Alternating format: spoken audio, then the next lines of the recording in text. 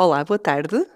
Pode, por favor, apresentar-se e dizer-nos qual é o seu papel no projeto Termecowatt?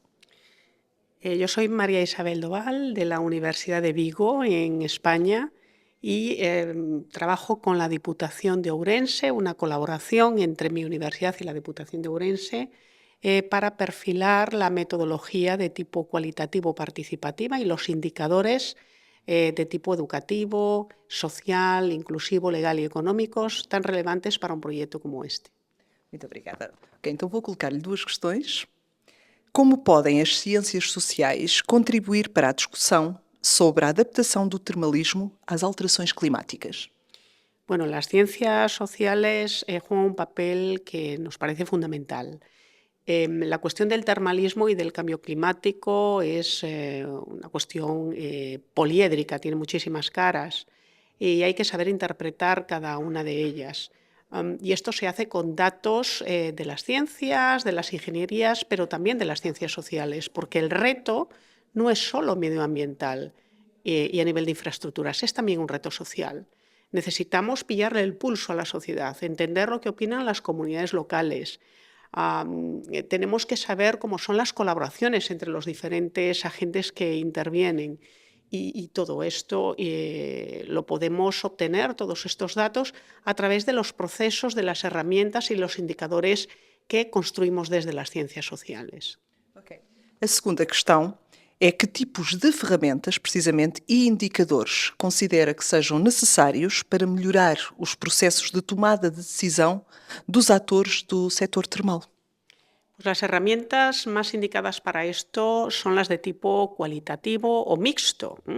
No negamos la importancia del dato cuantitativo, es absolutamente fundamental, pero también necesitamos escuchar la voz de todos los actores y esa voz se obtiene de una manera mucho más profunda, a un nivel de granularidad de datos mucho más preciso si lo hacemos a través de entrevistas en profundidad, de focus groups, de otro tipo de técnicas, de herramientas más propias de las metodologías de investigación de tipo participativo, que se diferencian de las más tradicionales en que son capaces de extraer los datos de aquellas personas que quizás no estén tan acostumbradas a ser fuente de datos para una investigación tan relevante como esta. Entonces nos acercamos a ellos, generamos su confianza y somos capaces de obtener información de muchísimo valor que de otra manera mucho más tradicional y obtenida a través de métodos cuantitativos quizás nos estaríamos perdiendo.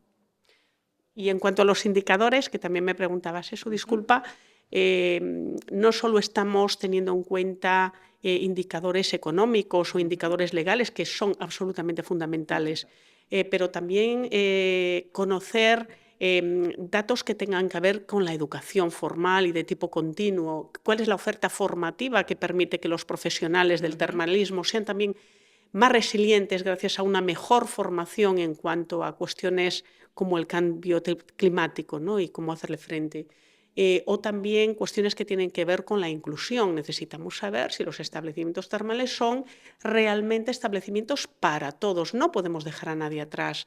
Nadie que pertenezca a un colectivo vulnerable o ya vulnerado debe sentirse apartado de todas estas cuestiones. Necesitamos conocer, por ejemplo, cómo es el nivel de accesibilidad de todas estas infraestructuras, o si tienen trabajadores o trabajadoras en estos establecimientos que tienen algún tipo de diversidad funcional o que pertenecen a alguna minoría étnica. Son cuestiones importantes que hoy están en la agenda de cualquier política pública de nivel.